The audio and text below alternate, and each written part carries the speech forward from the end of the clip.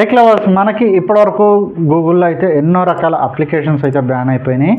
And Google కూడా ఎన్నో రకాల వెబ్సైట్స్ను కూడా బ్యాన్ చేయడం అయితే జరిగింది.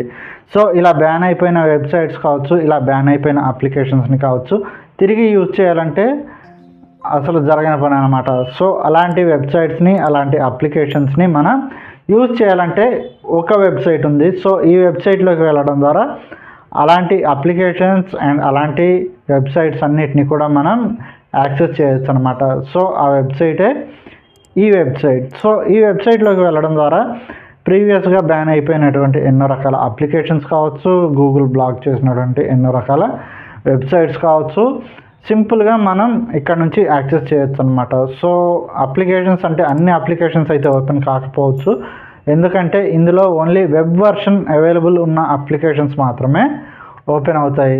సో ఫ్రెండ్స్, వీడియో కనుక ఇన్ఫర్మేటివ్ అనిపిస్తే వీడియో